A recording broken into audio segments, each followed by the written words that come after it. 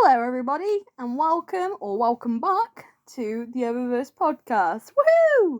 Woohoo! So, I'm actually recording this on a Wednesday and not a Friday, because I ain't got anything to do, so I thought I'll get it done early so I don't have to wait ages. But that's not for you guys to worry about, so don't worry with all that boring stuff.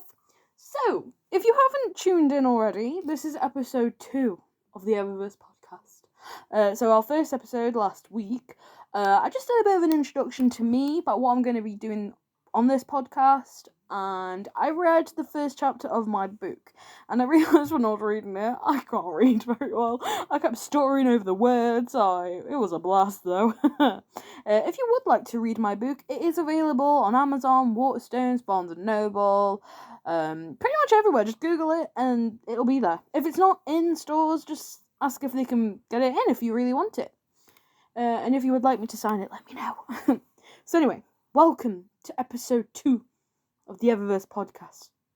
Books and Cats. I was so proud of coming out with that name. I was like, what do I love? I like books. I like cats. Books and cats. If you say it like you're beatboxing, it really does sound like it. I could just imagine everyone just going, books and cats and books and cats. Anyway, so welcome. I hope you have fun. But before we begin, I just would like to say hello and welcome. If you've had a hard day, or you're going to be having a hard day, just tune in. Have a relaxation before you have to do any stressful things, or after you've done some stressful things and need a wind down. If you would like to suggest some things, or even just want a little bit of a shout out, I don't mind. Let me know on Twitter or Instagram. On Twitter, it is Eververse at Eververse. Or Alice Evelyn, just type that in and I'll come up, so don't worry. On Instagram, you can follow me on my author one, which is Alice Singing and Writing. All lowercase, all one word. I am also on Tumblr, if you prefer that. Into the Eververse, just type it in. It'll come up with me. I'm also on TikTok, which obviously you can direct message if you're following me, I'm following you. Or just tag me in something and be like, help! And I'll be like, I'm on my way. Anyway, so today I thought we could talk about two of the things that I love the most. I love books and I love cats. I have many, many books and I have 2 cats. I didn't used to be a cat person, I won't lie. I had a cat when I was little, but it was my brother's. Her name was Dorothy, but we just called her Dot because, funnily enough, she had a dot on her head. She passed away many, many years ago. I wasn't little, but I wasn't, like, an adult or a teenager. But I was always sort of more of a dog person, because we had a dog. And he passed away, I think, it wasn't last year, I think it was the year before. His name was Billy. He was a West Island Terrier. He was great. I love with dogs, you know what breed they are, but with cats, I'm just like, cat. Yeah, I did a bit of research. I've got quite a few tabs open on my laptop because I'm reading from my laptop today. Last time I just kind of improv'd it. I will let you know where this information is from if you would like to read a bit more about it.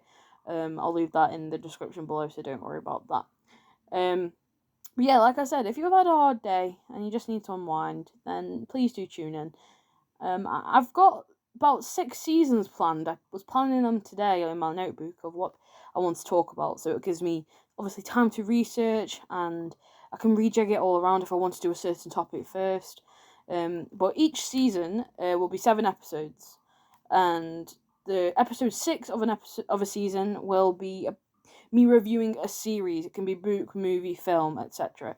And then the 7th episode of a series will be actually me talking about a certain character of my book series. If you want to know a bit more about them before you read the books, or even if you just want to learn a bit more about them after you've read them and you're like, I need more, and I'll be like, I'm on my way. I will give you everything you need to know. Have fun with that.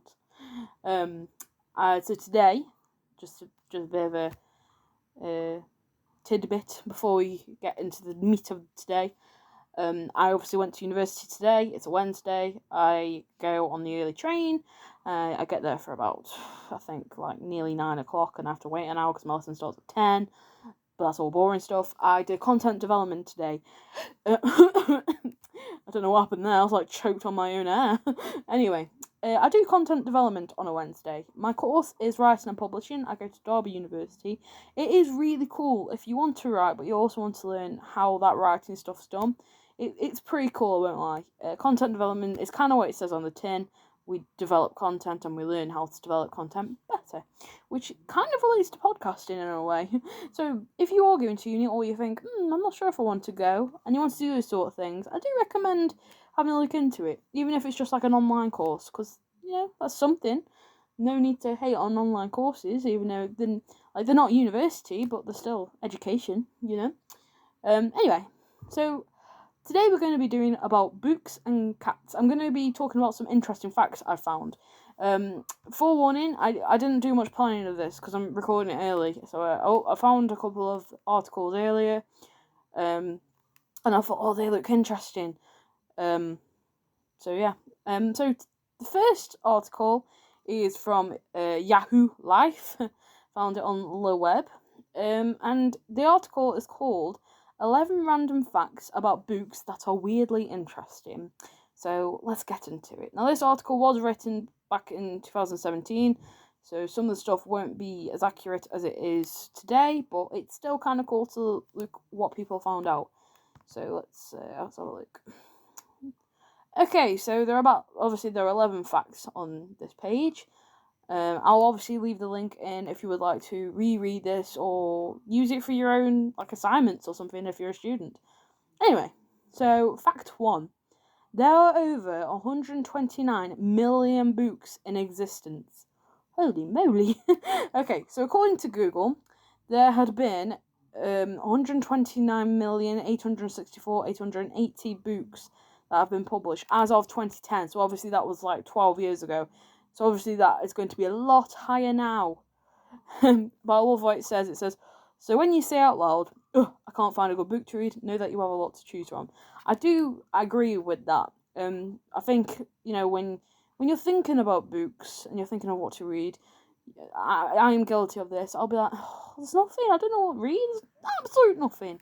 It's like when you go to watch something on Netflix and there's all them choices in front of you and there's too many to choose from, so you're just like, no.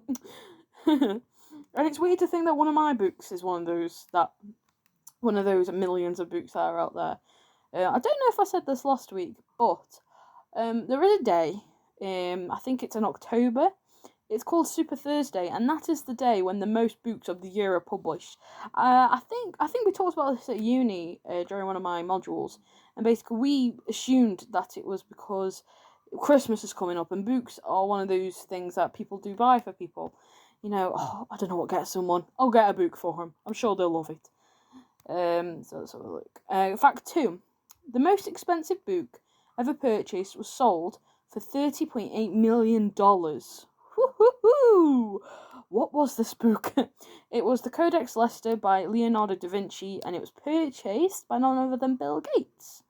This was according to the Business Insider, which I think is an online article or blog. It says he probably made that money back within the hour. Probably true. Obviously, I was looking at this earlier, and my friend was like, "Wow, why would you buy a book for that much?" And I was like, "Do you reckon he even read it?" Which is interesting. Has he read the book, or did he just buy it because he can flex? He'd be like, "Hey, I bought this for $30 million." I would laugh if it's just in a safe somewhere, so no one will know where it is now. Okay, so if you're a fan of interesting words or words that you probably wouldn't say in a normal conversation, here's a new one for you. So, there is a word for loving the smell of older books. I think a lot of bookworms love the smell of books. That's why I prefer reading books than online. The only stuff I tend to read online is fan fiction. If that is your cup of tea, let me know. Send me some good ones. Anyway, so that word, and I'm probably saying this wrong, but it says bibliosmia. I really hope I'm saying that word right. Bibliosmia, which means the smell of old books. Oh, sorry, for loving the smell of old books. Use that in your conversations, guys. Just go up to your guardians or your parents and be like, "Oi, bibliosmia." That would be a cool word. Obviously, biblio, is one of the French, what's the word? frontex. I think I'm saying that word wrong. Probably you got bibliography, and stuff like that. So, is there any bibliography? I think the French word for library is bibliography, but I think that's wrong. I spoke many languages back in the day. I have to go on Duolingo again. Okay, number 4. The longest sentence ever printed is 823 words. Now, have a think what book it is first. What book could it be? I actually thought it'd be Moby Dick, because I reckon that it's got some long sentences. But it's not. It's actually Les Miserables by Victor Hugo. And this is according to Barnes & Noble. We don't have Barnes & Noble in this country, in England, because it's an American book place. I think I said our equivalent is Waterstones. I'd love to go to Barnes & Noble, that'd be so cool. Okay, fact 5. Authors' names didn't used to be printed on the covers of their books. That is true. The covers of the first printed books were considered artworks. They were covered in drawings, leather, and even gold. So there wasn't a place for the author's name. That's true. I think most books these days do have the author's name on, or at least on the spine. Fact 6. The first book ever written using a typewriter was The Adventures of Tom Sawyer. Whew, that is cool. I used to have a typewriter when I was little. It was a Barbie one. It worked. I used to use it all the time. I probably didn't use it correctly, but I was just like, yeah, I can use a typewriter. Because when I was little, I used to watch Murder, She Wrote, and if you've ever watched that, you'll know that she uses a typewriter, and then I thought I was the bee's knees. Fact 7. President Theodore Roosevelt read 1 book per day. I did that once. The series of unfortunate event books, I read the first 4 of them. So that's The Bad Beginning, The Reptile Room, The Wide Window, and The Lucky Mill. Is that it? No, The Miserable Mill. Sorry, it's all alliteration, isn't it? Yeah, I read those 4 books in a day once. I was really bored. My dad had just got me the whole set, because I said, Dad, do you mind if I get the next one? Because I've only got the first one, and I'd like to read the next one. And he surprised me and got all of them. I was like, whoa, that's moly. There's 13 altogether, and I don't know if that was planned. Because obviously the books are about unlucky children, and 13 is the unlucky number. So, who knew? Okay, fact 8. The 3 most read books in the world are the Holy Bible, quotations from Chairman, I hope I'm pronouncing this right, Mao Zedong, and Harry Potter. Honestly, Harry Potter doesn't surprise me, nor does the Bible. I haven't heard of the second one. I don't think I'm pronouncing that name right. Let me try again. Mao Zedong. I'll have to research a bit more of that. But yeah, those are the 3 most sold books. The Bible really doesn't surprise me, if I'm honest with you. Neither does Harry Potter. Fact 9. Icelandic people read more than anyone. It says here underneath that, perhaps it has to do with the weather, or maybe they're just taught to really love books. Either way, Iceland for the win. That's a nice fact. Icelandic people read the most. I love that. We love bookworms. Fact 10. Illiteracy is still a huge problem throughout the world. That's sad. So it says under here, 1 in 5 adults around the world can't read or write, with the highest rates in South and West Asia and Sub-Saharan Africa. Now, obviously no judgment here whatsoever if you can't read or write. It's not easy, and some people don't have the facilities to learn to read or write. Just a bit of a fact, let's say a fact. Dolly Parton actually does like a scheme as such, and she gives a free book to children under 5 if you're with the scheme, because she grew up very poor, and she thinks it's very important for children to learn to read or write, and I think that's incredible. I hope when I'm older I'll do something like that as well, because I do believe it is important to learn those things, and it is a shame when children or adults can't because of where they're born. I think that's really sad, because I think everyone should be able to learn to read or write, but it is a problem, and that should be solved, or at least aim to be solved. Fact 11. Alice in Wonderland is based on a real 10-year-old girl. I knew this already because I haven't played the games, but I've watched people play them. Alice Madness Returns is obviously, she's called Alice Liddell in it, because obviously that was the real name of the girl, Alice Liddell. Her family was close friends with the author, Lewis Carroll.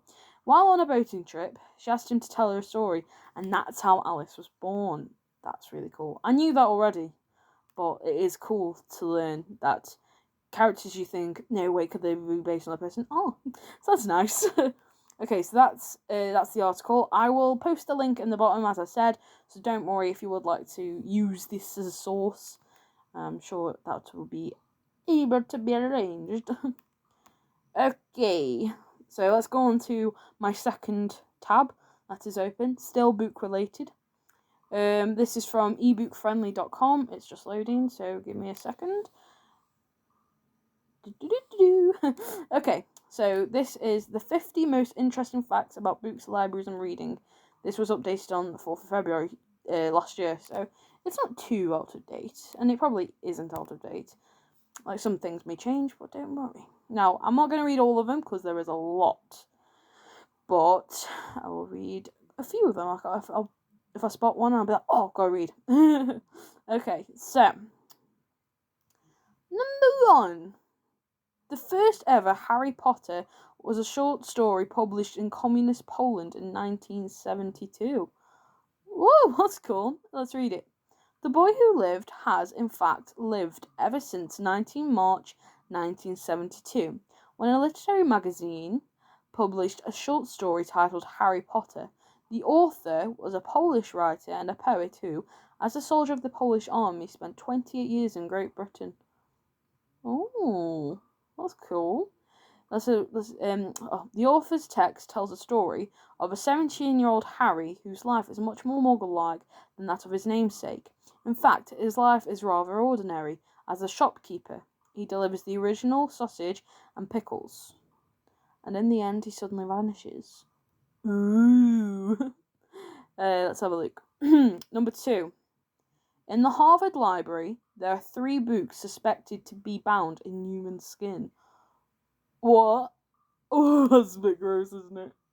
This just reminds me of something we learned on Monday at uni during Children and Young Adult, that module.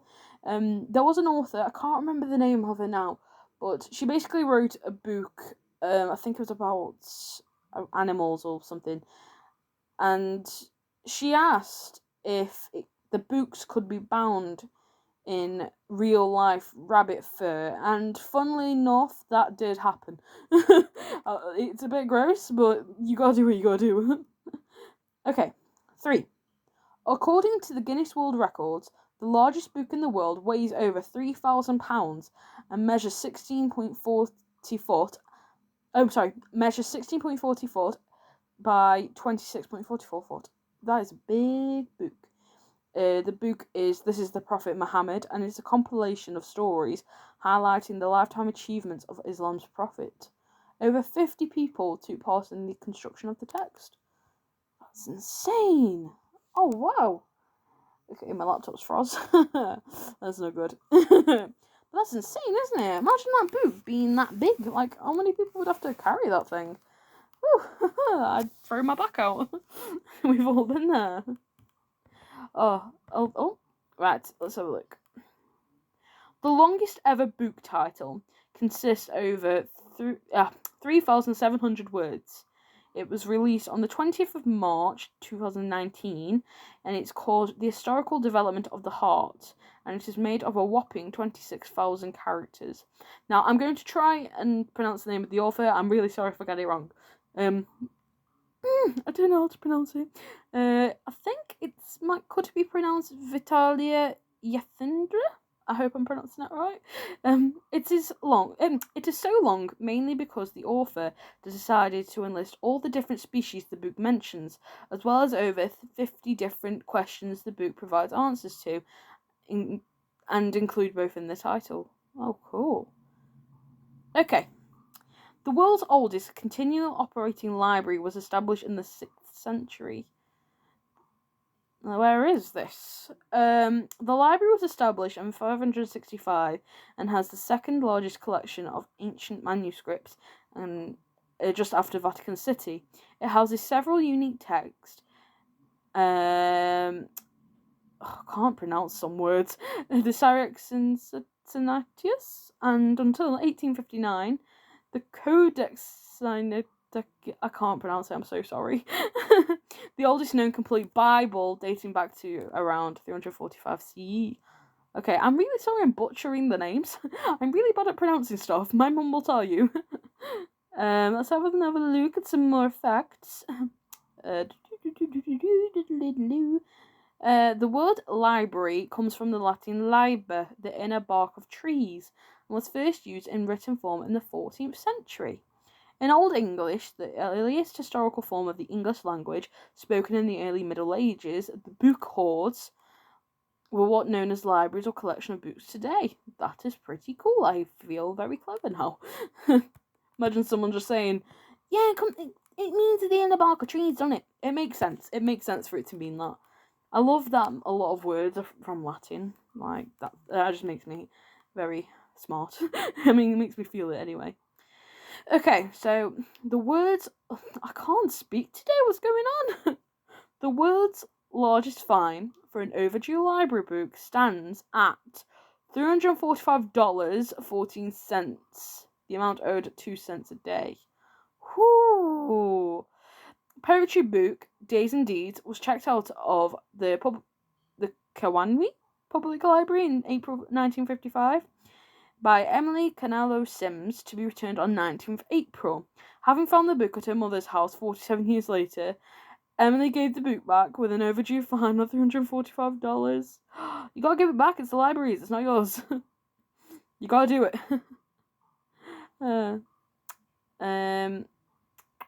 Okay, no, I can't pronounce that. I'm not gonna try. Dorothy Strait is the youngest published author ever. She wrote a book when she was 4 years old.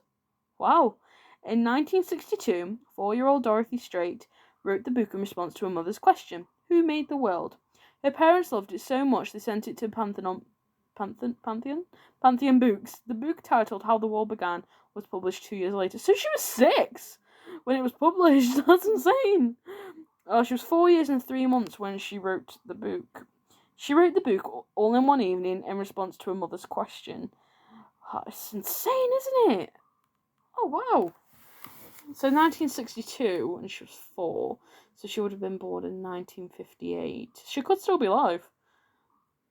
I'll have to research that. I'll come back to that next week. I'll be like, this girl is alive. James Patterson, the author of Alex Cross and Women's Murder Club series, was the first ever writer to exceed 1 million sales in books. He achieved that mark in July 2010. Whew, that is mad. It makes me, so wild to think that, some books, there's millions of them. That's insane, isn't it? Whew. The first e-book in the world, the US Declaration of Independence, was created in 1971. My mum would have been 1. So that was the first e-book, the Declaration of Independence. I mean, well, the US one anyway. Stephen King's Riding the Bullet was the world's first mass market e-book, available to download for just $2.50. The book, published by Simon & Schuster, sold over 400,000 copies in just 24 hours after release, causing the softlock server to jam. Some Stephen King fans waited for hours for the book to download, and the encryption caused countless computers to crash. Oh, he do be like that sometimes. Okay, obviously, I'm sure we all know who Stephen King is, or at least heard of him. He's a very big author, obviously. He's written quite a few books, and that's an understatement.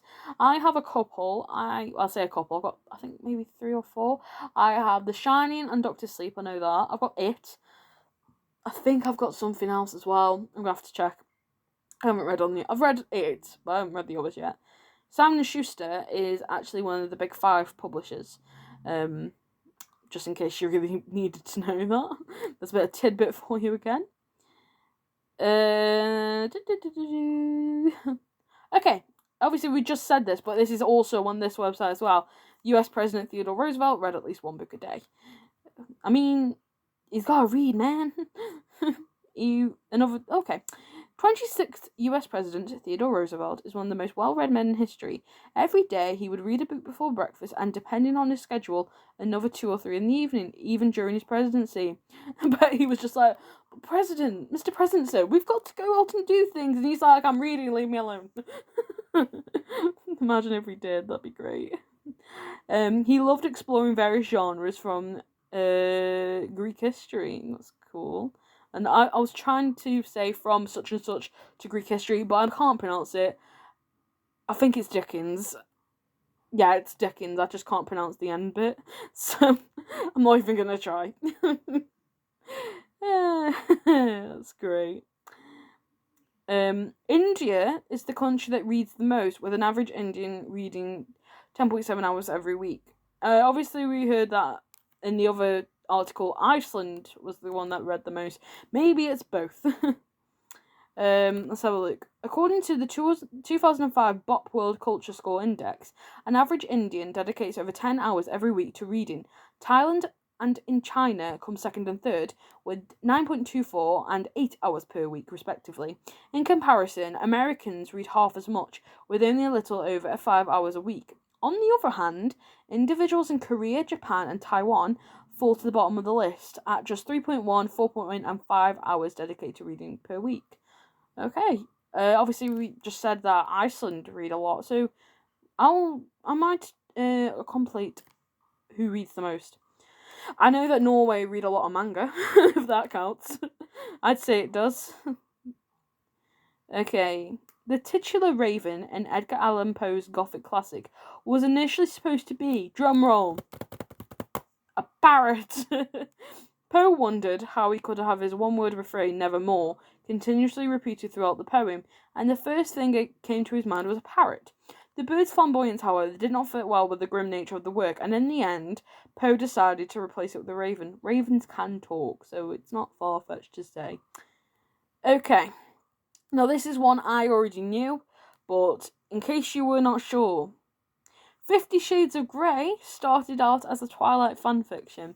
We were talking about this in my class the other day, but it's true. Originally titled Master of the Universe and published episodically on fanfiction websites, the work featured characters named after Stephanie Meyers, Bella Swan, and Edward Cullen. E.L. James later rewrote the story and extended it to 3 parts: 50 Shades of Grey, 50 Shades Darker, and 50 Shades Freed. Fans of Twilight will notice some striking similarities between the characters. Both Christian and Edward are rich, possessive, and intense, while Anastasia and Bella clumsy and completely dazzled by their partner. So, if you plan on reading 50 Shades of Grey tonight and it doesn't work, watch Twilight instead, or vice versa. This unique book is printed on filter paper that purifies water. That sounds awesome. It's called The Drinkable Book, and it was created by a non-profit organisation, Water is Life. Each page is coated with silver nanoparticles that instantly kill waterborne bacteria that causes diseases such as cholera, typhoid, and E. coli. That sounds amazing. Imagine just saying, oh, my book isn't waterproof, and you're going, my book purifies water. That sounds awesome. And the fact that would be so cool. Like, that's awesome. I'm sorry, but that's amazing. 10 out of 10. Let's read a couple more from this one, and then I'll head to the next one for the books. Okay, Dan Brown finds hanging upside down the ultimate cure for writer's block. According to the author of the Da Vinci Code, the so-called inversion therapy makes you relax and concentrate better. He also has an hourglass on his writing desk, which reminds him to do some push-ups, sit-ups, and stretches every hour. Cannot relate. I'm quite fortunate. I don't get writer's block a lot, but my cure for writer's block is to turn your book that you're writing away, or whatever you're writing, just turn it away. Just go, goodbye, walk out the door. Just turn around now. You're not welcome anymore. And then either write something else or go do something else. Don't force yourself to write when you got writer's block. It never works. Or it does and your writing's terrible. And then you just go, why? You screw up your paper and you knock it out of the park. Just turn away. You don't need to write when you have writer's block. That's the whole point. And I think I had it maybe for a week once until I realised my little trick. But yeah, don't force yourself to write. It's not good for your brain.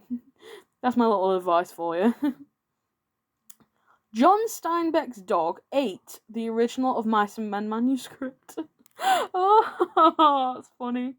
Okay. Steinbeck's beloved Irish setter named Toby was the first to consume of Mice and Men. Literally, he chewed up only half of the manuscript of the classic. If you went to high school when I did, you probably would have read of Mice and Men, because it was on the curriculum. I really liked it. I also felt very depressed reading it. Oh no, that's even better. It says, in a letter to his agent, the dog-loving author was quite forgiving. The poor little fellow may have been acting critically. Imagine your little, dog being your critique. He's like, oh, it's shit, get it gone. Oh, that'd be amazing. I have a cat, I'm going to see if he'll eat my work. Is it good? Nope, but it tastes good. Okay, this is pretty cool. There are human libraries around the world. This is where you can check out humans as a living book and listen to their unique life stories. I saw an article about this quite a while ago, and it is pretty cool, isn't it? It started in Copenhagen in 2000 and now active over in 80 countries. The Human Library is an international organisation focused on addressing people's prejudices by helping them talk to those who they would not normally meet. I think that's kind of cool as well. It could even be considered therapy in a way, because obviously you're talking to a stranger, and it's kind of easy talking to a stranger because you can tell them anything, and they'll just be like, "Okay." Okay. In some libraries, you can check out animal skeletons, Santa suits, prom dresses, and dogs, amongst many others. Oh, wow. That's wild. Go to your library and go, excuse me, have you got a bone that I can pick? And they're like, oh, which one do you want? Pulls out a tray of bones. Just take whatever you like. Just bring it back when you're done. Oh, that's great. Okay. There are more public libraries than McDonald's restaurants in the United States. That's cool. There are exactly 121,000 libraries in the US compared to 14,157 McDonald's restaurants. The Library of Congress in Washington, D.C. is the largest in the world, with over 158 million items collected. Whew! The smallest book in the library is Old King Cole, measuring just a 25th of an inch square, about the size of the period at the end of the sentence. Oh wow, that's small. Wait, what? That's tiny! How does that work? That's a tiny book. What? I don't believe. No! Oh my god, that's mad. Okay, this is the last fact I'll read from this one. It's number 40, so there's 60 left. Oh wait, no. Oh wait, no. There's only 10. Hold on, I'll get to the end. I can't read. Roald Dahl was buried with some of his favourite items: a bottle of Burgundy, his snooker cues, HP pencils, a power saw, and some chocolate. He was buried in November 1990 in Oxford, England, and according to his granddaughter, the family gave him a sort of Viking funeral. Today, children continue to leave toys and flowers by his grave. That's quite nice, actually. That is very nice. Let's have a look. Like I said, I thought there was 100, but I can't read. Clearly can't read. In 1885, Thomas Edison developed a special font to be used by librarians. It's called Library Hand. Ooh. It was perfected by Melville Dewey to ensure uniformity and legibility. That's quite good, actually, because obviously it'd be very bad if you go to a library and you can't read the sign, and you just go to the librarian saying, mate, your library hand is shit. Okay. The M6 toll road in the UK was built on 2.5 million copies of pulp fiction to prevent it from cracking. The damaged and end-of-the-line Mills and Boon novels were shredded at a recycling firm in South Wales and later added to the paste. According to materials supply Tarmac, the pulp prevents cracks and helps absorb sound. I hope you feel good about yourselves driving on dead books. Okay.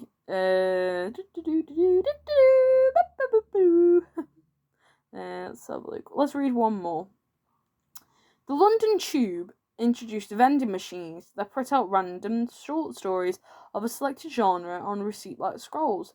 The commuters can choose between 1, 3, and 5 long-minute stories.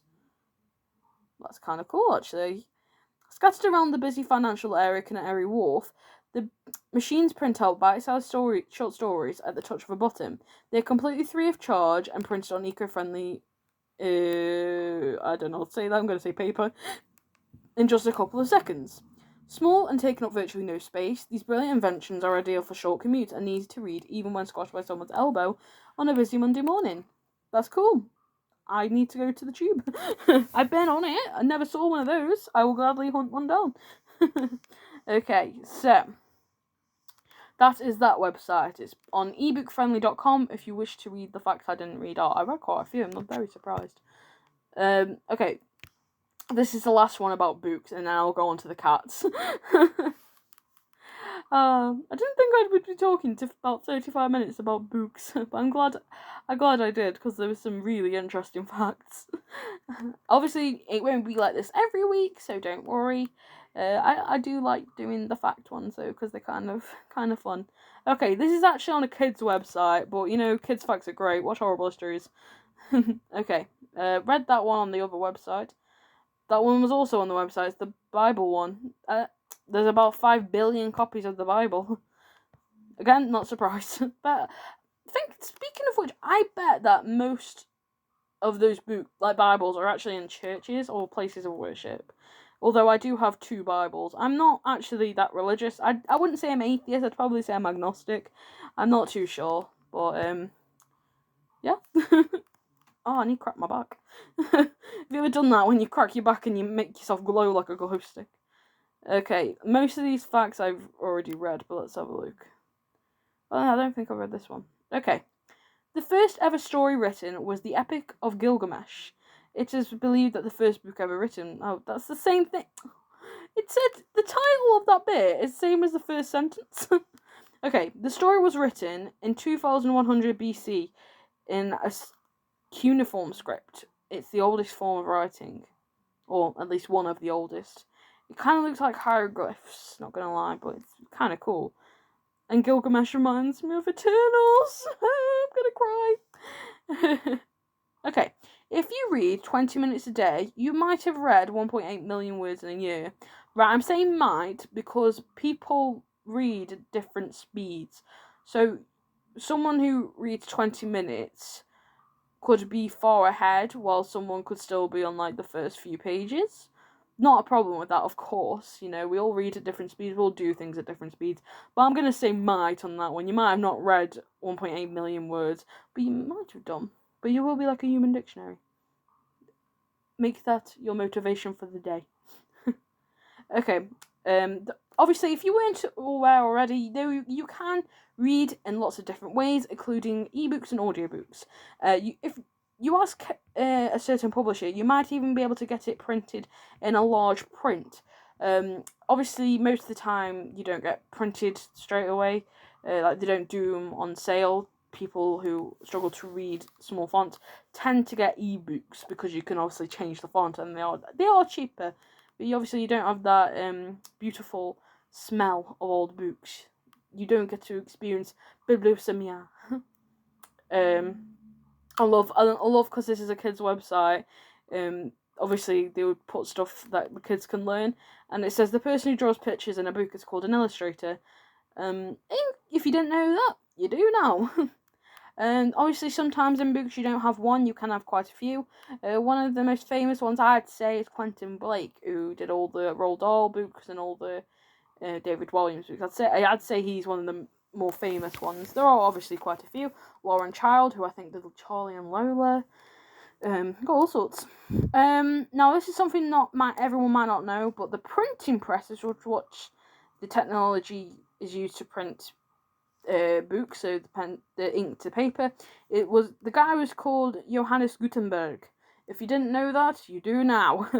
We had to do him last year in uni. It's quite a cool read, but he did invent it, and we should thank him for being the guy who invented it, because if he didn't, we might have not had books the way we do now. And it was all the way back in 1440. And the reason he did it is because you are now able to print thousands of books a day, which is great because that means mass production. Great for business. Okay, so that comes to the end of books. I'm not going to read as many cat facts because I just want to talk about cats rather than read a few facts. But I hope you enjoyed the book section because I sure did. That was wild. That was amazing. I've learned so much. My brain's going to explode. Okay, so this website that I have got the 101 Amazing Cat Facts. Fun trivia about your feline friend. Woo! This is actually, I think, off an American website because I think Charlottesville's in America, right? I mean, I'm pretty sure it is. But it says VA, so I'm going to assume that it's America.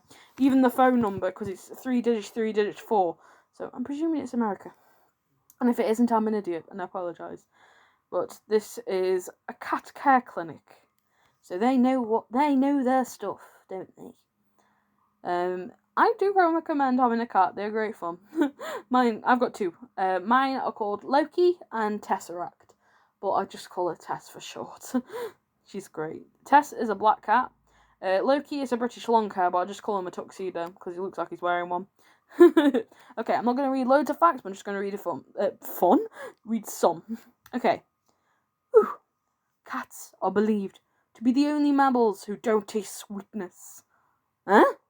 So they say if you gave them a donut, they'd be like, it's a bit boring, tastes of nothing. It's probably why they eat meat more. I do give them dreamies. They love dreamies. Cats are nearsighted, but their peripheral vision and night vision are much better than that of humans. That's why they glow in the dark. Fun story, I was walking along the landing to go to the toilet when it was like midnight, and I was like, where's Loki? I looked at my dad's room because my dad was at work, and he was just staring at me, and I could just see his little eyes in the dark glowing. I was like, I'm just going to leave you to it. Bye. Cats are supposed to have 18 toes. 5 toes on each front paw, 4 toes on each back paw. That's creepy. If you think cats are wild, wait for this. Cats can jump up to 6 times their length. That's insane. That is really insane. Cats' claws all curve downward, which means they can't climb down trees head first. Instead, they have to back down the trunk, so they have to like abseil. Or if they're like mine, just leap off. They're like, I've had enough. Goodbye. Cats have whiskers on the backs of their front legs too. Now, you shouldn't ever pull a cat's whiskers, or you shouldn't cut them off. This isn't from this website. This is from me. And it's because it's part of their nerve endings, and so it will hurt them. So don't do that to your cats. Because I remember seeing a video, and this girl's cat had a whisker in the middle of her head and looked like a unicorn kind of horn. And people say, "Oh, you should cut it off," and she was like, "No, no, why would I do that?" Okay. Cats' rough tongues can lick a bone clean of any shred of meat. So if I die, I'm gonna give permission for them to eat me. So you'll survive a long time off me, boys. Okay. Cats make very little noise when they walk around. The thick, soft pads on their paws allow them to sneak up on their prey. Oh, you! Yeah, they're insane. Like you'll be in the kitchen and they'll be sneaking behind you and you'll trip off them. Okay, male cats are more likely to be left-pawed, while female cats are more likely to be right-pawed. Some cats can be ambidextrous. I hope mine are, because that'd be awesome, wouldn't it? Just saying, oh, you cat right-handed, the left-handed, I'm like, both. There are cats who have more than 18 toes. The extra-digit felines are referred to as polydactyl. I read that as pterodactyl, and I thought, wait, they're dinosaurs? If you would like a bit of information about your health and wellness of your cat, then here you go. Cats purring may be a self-soothing behaviour since they make this noise when they're ill or distressed, as well as when they're happy. Yeah, that is true. The volts or hertz that they're purring at is healing. They're healing themselves. Cats can spend up to a third of their waking hours grooming. That's insane. That is insane, man.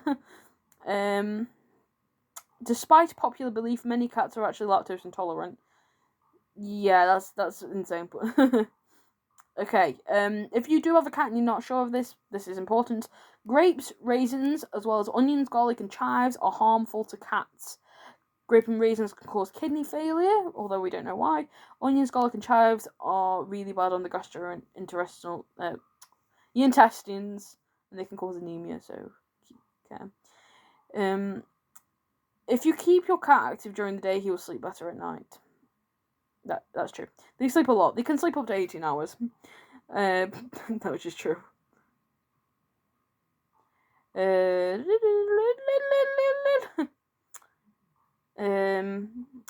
Male cats who have been neutered actually need fewer calories to maintain their weight. That's cool.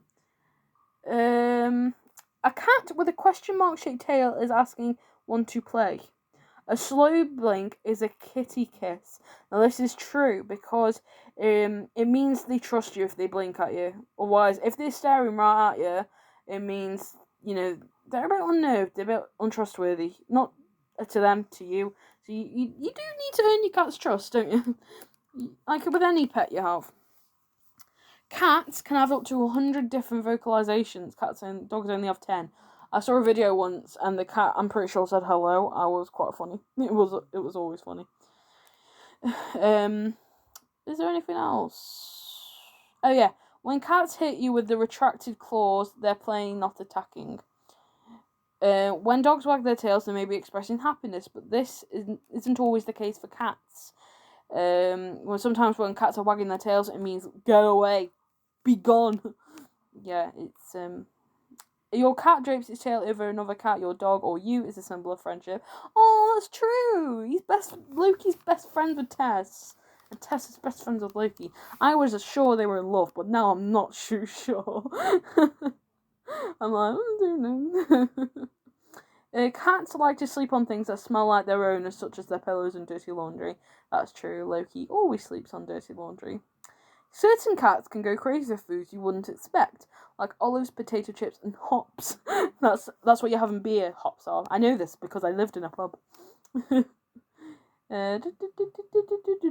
Okay, this is quite funny. Male cats who try to get to a female cat in heat can show very bizarre behaviour. For example, some have been known to slide down chimneys.